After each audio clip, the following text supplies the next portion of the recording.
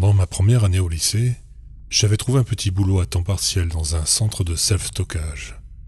Il s'agit essentiellement d'un ensemble d'unités de stockage en métal où les gens gardent leurs meubles et objets encombrants. Je m'occupais de l'accueil le soir, souvent avec une étudiante nommée Lise. La plupart des nuits étaient d'un ennui mortel.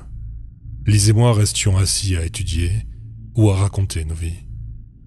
Nous faisions parfois entrer une voiture dans le parking ou aidions un locataire dont la serrure était bloquée. Le responsable ne venait qu'une fois par semaine et détestait travailler là encore plus que nous. Il s'appelait Stéphane, et son accent polonais était si fort qu'il nous faisait hocher la tête lors de nos conversations. À l'occasion, il amenait son vieux Golden Retriever, Léo, qui adorait se coucher sans mes chaussures pendant que j'étais assis au bureau. C'était mes nuits préférées au travail. Stéphane attendait de moi que je fasse le tour de l'installation chaque nuit, vérifiant les serrures non verrouillées, des éventuelles fuites, des bruits, des odeurs bizarres ou toute autre chose inhabituelle. Il disait toujours « Tu es un homme, tu y vas, Lise reste ». Je comprenais son inquiétude. De temps en temps, les flics se pointaient et on était obligé d'ouvrir un conteneur. Des fois, il y avait un labo de meth à petit budget à l'intérieur, ou une sorte de pharmacie de plouc, dont le contenu pouvait envoyer un homme en tôle pour une décennie. « Chimique », Stéphane disait. « Tu sens, tu appelles. » C'était un gars décent, mais il n'aimait pas beaucoup Léo. Ce chien appartenait à sa dernière femme, et Stéphane nous a fait comprendre qu'il était obligé de prendre soin de lui après qu'elle soit morte. Léo recevait la plupart de son affection de nous, et ça ne nous dérangeait pas du tout. À part les règles et le babysitting de son chien, Stéphane m'embêtait rarement. Mais il discutait avec Lise en sortant du bureau chaque nuit. « Peut-être que tu m'apprendras la science », il plaisantait. « Fais-nous gagner plus d'argent à tous les deux. » Il pensait évidemment qu'elle était mignonne, et je ne pouvais pas le blâmer. Ce que Stéphane ne savait pas, c'est que Lise était une kleptomane éhontée, qui pillait parfois son bureau pour lui prendre son passe. Après que quelques fumeries de drogue aient été découvertes dans les locaux, les flics nous ont fait passer à des serrures fournies par la société qui pouvaient être ouvertes au bon vouloir. Tout cela n'était pas tout à fait légal, donc Stéphane ne nous a jamais laissé utiliser le pass. Mais la police a ordonné que la clé reste sous surveillance, au cas où Stéphane ne serait pas là et qu'ils aient besoin d'entrer dans l'unité de quelqu'un. Le travail est devenu beaucoup plus intéressant la première fois que Lise m'a montré la clé. Les nuits tranquilles, quand aucun locataire n'était venu pendant des heures, elle et moi ouvrions quelques conteneurs et regardions à l'intérieur. Parfois, nous en faisions un jeu. Nous lisions la fiche du propriétaire qui indiquait son nom, son âge et sa profession. Puis nous essayions de deviner quel genre de merde il stockait dans un tel taudis. Lise et moi avons travaillé dans ce bâtiment comme des escrocs professionnels. On choisissait un étage et un couloir, et on essayait d'ouvrir quelques unités dans les 15 minutes où on osait s'éloigner du bureau. Le meilleur moment était de regarder Léo fouiner et aboyer quand il était trop excité. Nous le laissions toujours ouvrir la voie. Stéphane n'était pas plus malin. Plus de la moitié des caméras de sécurité dans le bâtiment étaient mortes depuis longtemps, et l'autre moitié n'enregistrait presque jamais. Stéphane n'a jamais pris la peine de remplacer les vieilles cassettes. 90% des unités que nous avons ouvertes avaient des meubles et des vêtements. Nous les appelions les ratés, parce qu'il n'y avait jamais rien d'intéressant dedans. Mais les autres contenaient des souvenirs sportifs de valeur ou des objets de collection.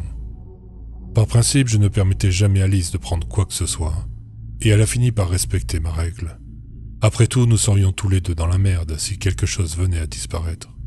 En quelques mois, nous n'avions couvert que 3 étages sur les 5 que comptait le bâtiment. Nous avons trouvé toutes sortes de choses intéressantes, à la fois géniales et terribles. Un type, que j'appellerai Joe, tenait un sanctuaire de porno gay méticuleusement arrangé, fait entièrement de découpes de magazines pour adultes des années 70. Ce n'était peut-être pas si intéressant en soi, mais le fait que Joe était le révérend archi-conservateur de la plus grande église de notre ville, c'était fort de café. Une autre fois, nous avons trouvé un logement pratiquement vide, avec un matelas crasseux sans drap au centre, et une vieille caméra vidéo face à lui. Lise m'avait parlé de gens qui essayaient d'utiliser des entrepôts pour vendre du sexe. Mais rien qu'à l'aspect de celui-ci, j'ai eu l'impression que quelque chose d'autre se tramait. Mais nous avons fini par remarquer que le propriétaire de l'unité, un certain Monsieur Klein, arrivait en voiture avec une adolescente accroupie sur son siège arrière, et pas du genre à avoir plus de 18 ans. C'est le jour où nous avons décidé de nous assurer que les caméras étaient allumées dans son couloir. Nous l'avons dit à Stéphane, et il a dit qu'il s'en occuperait. L'unité a été vidée le lendemain. Un jour, Lise m'a appelé pendant ma nuit de repos. J'ai été surpris d'avoir de ses nouvelles. Nous n'étions pas le genre d'amis qui se parlaient en dehors du travail. « Tu peux venir me voir ? Je ne veux vraiment pas être seul ici en ce moment. » L'urgence dans sa voix a évoqué des milliers de scénarios sombres dans ma tête. J'ai imaginé un locataire la coinçant seul dans ce bureau sombre et miteux. J'ai même pensé à Stéphane allant pour un baiser ou quelque chose de flippant du genre. « Qu'est-ce qui se passe ? Est-ce que tu vas bien ?» J'ai entendu le clic d'une serrure. « Juste viens, s'il te plaît. » Je venais de terminer un de mes cours du soir et je lui ai dit que je serais là dans 10 minutes. Quand je suis arrivé, j'ai trouvé Lise debout dans le coin du bureau, serrant une tasse de café à 2 mains, comme si elle était sur le point de la jeter sur la prochaine personne qu'elle voyait. Il lui a fallu 1 minute pour me reconnaître à travers la vitre, puis elle m'a laissé entrer et m'a expliqué qu'elle s'était tellement ennuyée qu'elle avait décidé d'aller explorer. « Lise, nous étions d'accord pour ne jamais faire ça seule. » Et je dis, « C'est la règle. » J'ai mis mon sweatshirt de l'école autour d'elle, dans une piètre tentative pour la réconforter. Je ne savais pas quoi faire d'autre. Louise a resserré le pull autour d'elle, puis elle a fait un signe de tête vers la clé sur le bureau. Je l'ai prise, et j'ai regardé l'écran de l'ordinateur. Le profil de l'unité D16 était ouvert. Il appartenait à une Clara Norbach. Je me suis retourné vers Lise, dont le regard semblait transpercer le sol. « Bon, » j'ai dit en me dirigeant vers la porte, « je reviens tout de suite. » Je n'avais jamais ouvert une unité au 4e étage. Lise avait décidé d'y aller sans moi. Je savais exactement où était l'unité en question, parce que la disposition était la même à chaque niveau. Mais cet étage était plus sombre. Moins de gens louaient ici, et les ampoules de certains plafonniers n'avaient pas été remplacées depuis des années. Une odeur faible mais inimitable est parvenue à mon nez alors que je me dirigeais vers le hall. Cela s'apparentait à la puanteur d'une viande pourrie. Plus je me rapprochais, plus elle devenait forte. Lorsque j'ai soulevé la porte métallique coulissante pour entrer dans l'unité, une vague de puanteur m'a presque fait tomber par terre. Devant moi se trouvait une grande table en bois, et derrière elle, une étagère transformée en autel. Du sang séché recouvrait la surface de la table et serpentait le long de ses pieds jusqu'au sol en ciment. Une douzaine de bougies à moitié consumées ornaient l'autel, disposées cérémonieusement sous un tableau que je n'arrivais pas à distinguer. Je me suis couvert le nez avec ma chemise et j'ai appuyé sur l'interrupteur, mais l'ampoule avait été enlevée. J'ai utilisé mon téléphone portable pour éclairer la pièce, et soudain quelques objets ont scintillé et brillé autour de moi. Sur la table se trouvait un couperet, épais et adapté à la boucherie. Posé sur l'autel entre les bougies, un couteau à désosser à l'aspect particulièrement cruel. Je me suis approché du tableau, et en chemin ma chaussure s'est écrasée contre un morceau de chair. J'ai glappi quand mon pied a glissé, mais je me suis rattrapé sur l'autel. Des morceaux de viande recouverts de poils jonchaient le sol, et une masse de viscères était empilée au fond de la pièce. J'ai levé les yeux, et j'ai vu la peinture qui me surplombait. Elle représentait la forme d'un homme enveloppé de ténèbres. Ses mains étaient jointes devant lui en signe de prière, et des yeux gris à peine discernables bâillaient sous les masses de peinture noire qui formaient son visage. Le feu s'élevait tout autour de lui, et une lune d'un rouge profond flottait dans l'air, derrière sa tête, comme un halo sinistre. La peinture a révélé une vieille peur au fond de moi, réveillant quelque chose que je n'avais pas ressenti depuis l'enfance. J'étais terrifié. J'ai fait demi-tour pour partir et ce faisant, mon téléphone a allumé un symbole géant maculé de sang sur la table. Un cercle dont les stries s'élèvent en son centre et s'enroulent en forme de corne de bélier. Et puis je l'ai vu, sous la table, placée au centre du symbole sanglant, se trouvait une tête. Des yeux bruns sans vie me regardaient, larges et fixes, la bouche ouverte dans un cri éternel. C'était le chien de Stéphane, Léo. Je pouvais à peine parler quand je suis retourné à la réception. Le choc de Lise s'était transformé en rage, et elle a exigé que nous appelions la police. J'ai accepté timidement, mais j'ai changé d'avis et lui ai pris le téléphone des mains après avoir jeté un coup d'œil à l'écran de l'ordinateur. Quelque chose clochait avec le dossier de Clara Norbach. Elle payait 3 fois plus que le tarif normal. « Essaye un autre », a dit Lise en me rejoignant près de l'ordinateur. « Et c'est une des unités qu'on a déjà ouvertes. » J'ai sorti le dossier de M. Klein, le type qui se filmait avec son élève. Pareil, tarif 3 fois plus cher. Lise et moi avons réalisé en même temps. Stéphane ouvrait des unités, tout comme nous. Sauf qu'au lieu de les signaler, il extorquait les locataires. Il n'a probablement même pas appelé les flics pour Klein, après que nous l'ayons attrapé avec la fille. Il lui a probablement juste dit que la fête était finie. Mais quelle enflure, a explosé Lise. Elle s'est précipitée dans la pièce, jurant et rassemblant ses affaires au fur et à mesure. Je me casse d'ici, et j'appelle les flics. Elle a tendu une main ouverte vers moi, attendant que je lui donne son téléphone. À la lourdeur de son souffle, je pouvais dire qu'elle était prête à frapper quelqu'un à tout moment, et j'étais la seule personne autour. « Attends juste quelques jours », ai-je imploré, en laissant tomber le téléphone dans sa main. « Laisse-moi jeter juste un coup d'œil à ceux que nous n'avons pas encore ouverts. Je parie qu'il y en a d'autres, et peut-être qu'on pourra vraiment le coincer.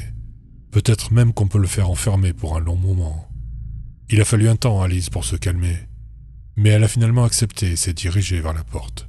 « J'en ai assez, a-t-elle dit. Dis-lui ce que tu veux. » Puis elle a disparu dans la nuit. J'ai passé l'heure suivante à parcourir les fichiers de locataires restants.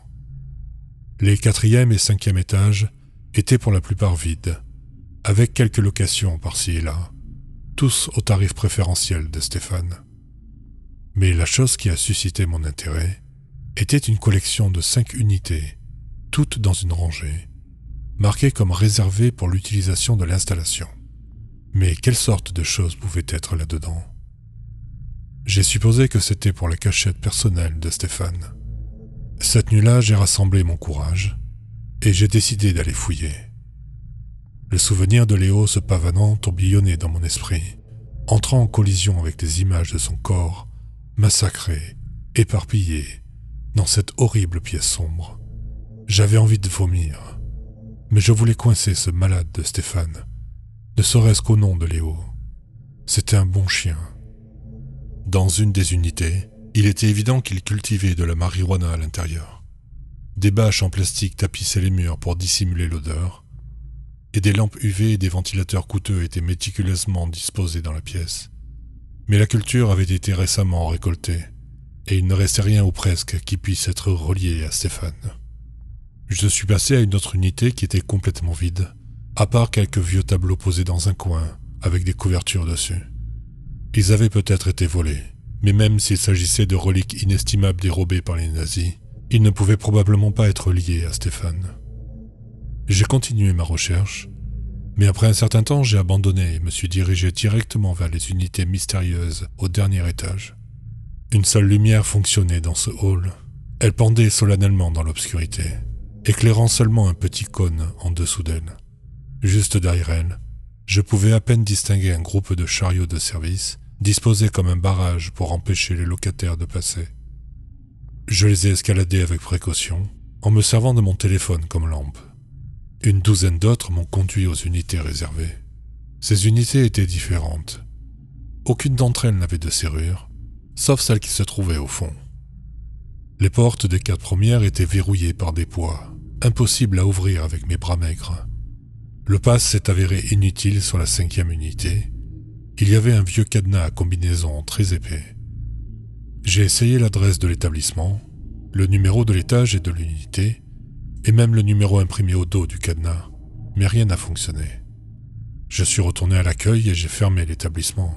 Mon enquête devra se poursuivre un autre jour.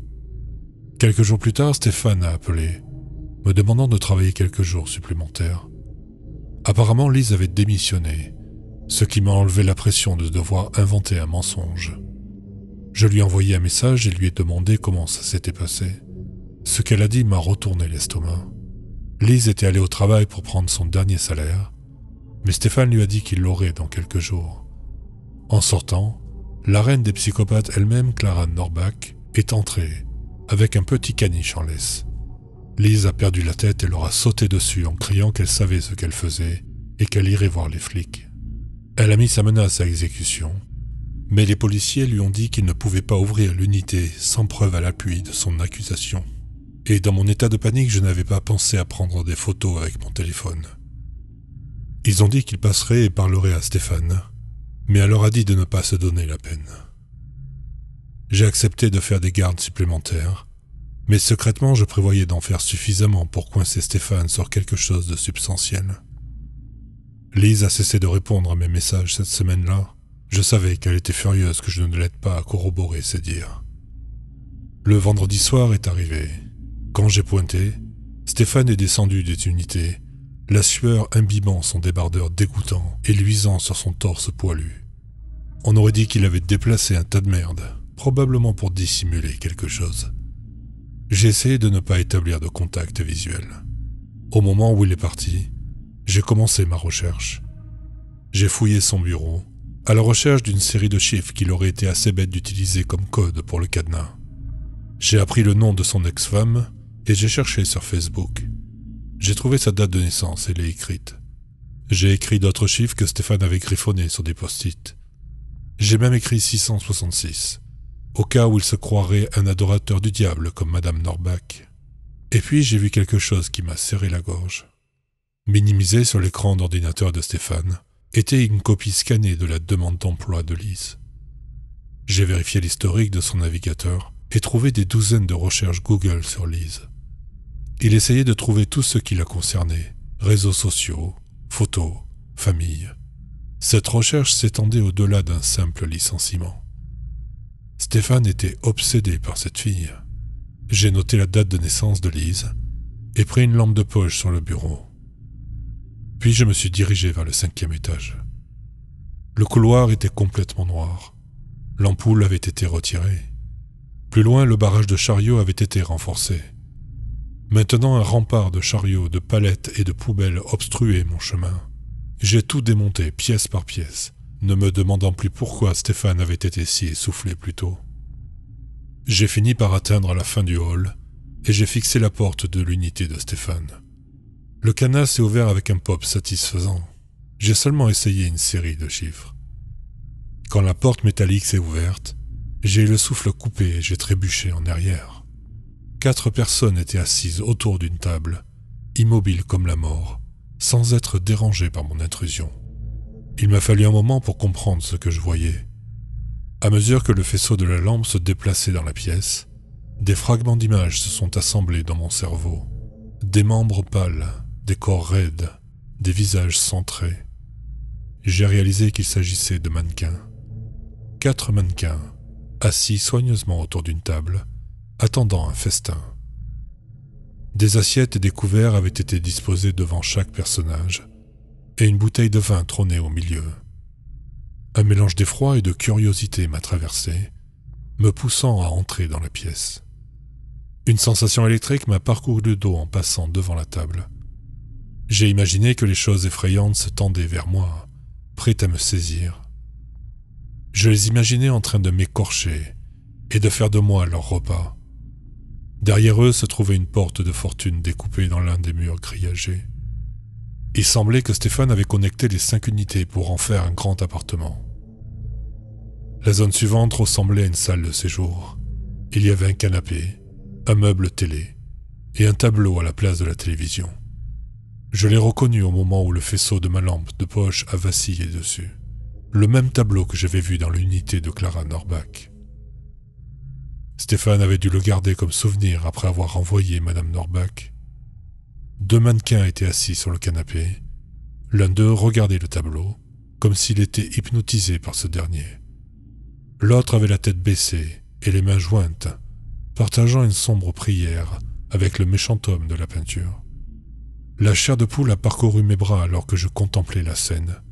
Qu'est-ce que Stéphane pouvait bien faire là-dedans? Faisait-il partie d'un culte? Était-il juste un solitaire bizarre qui passait son temps ici avec ses amis? La pièce suivante m'a presque fait vomir. J'y ai trouvé l'horrible matelas de M. Klein, imprégné depuis plusieurs années de toutes les tâches humaines inimaginables.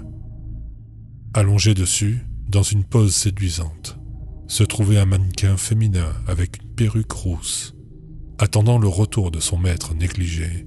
Elle aussi était tachée. Rousse, j'ai pensé, comme les cheveux de Lise.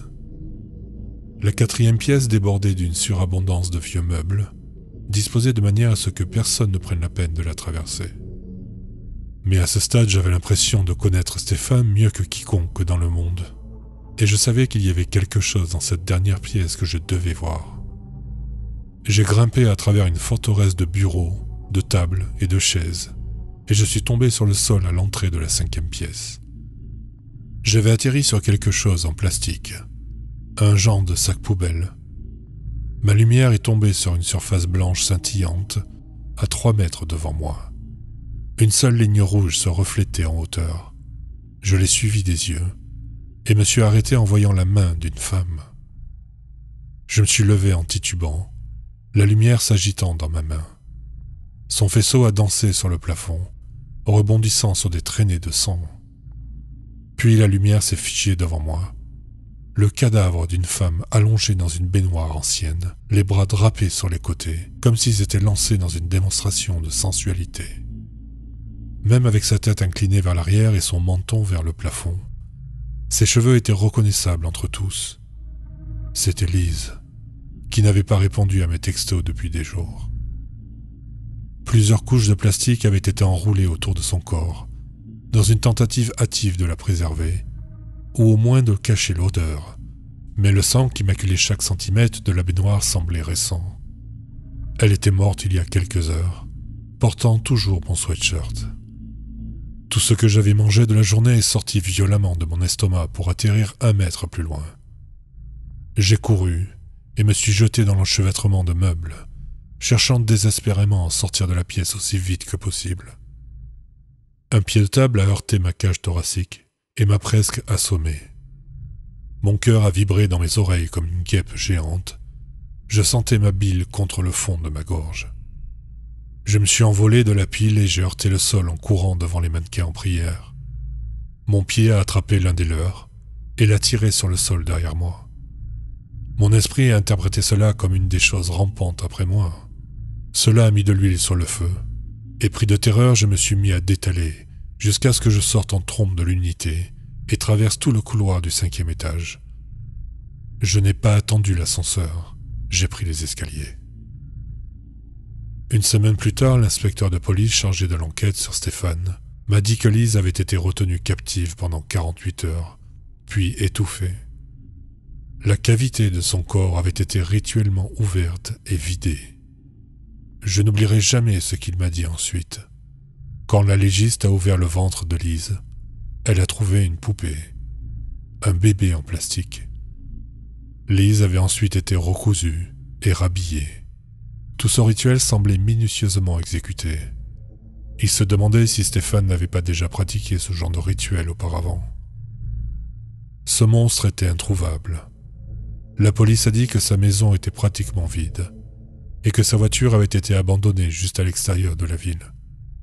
Il m'a fallu des années pour être capable de marcher dans des pièces sombres après ça, et des années de plus jusqu'à ce que je cesse de rêver de Lise et Léo souffrant dans le noir. Je ne sais pas si je vais pouvoir un jour me pardonner d'avoir échoué. Aujourd'hui encore, je le vois dans mes rêves. Cet homme dans le tableau, enveloppé d'ombre et de flammes, priant pour quelque chose de maléfique. Et chaque fois que je regarde dans la foule, je me demande qui parmi eux pourrait un jour exaucer son prochain souhait.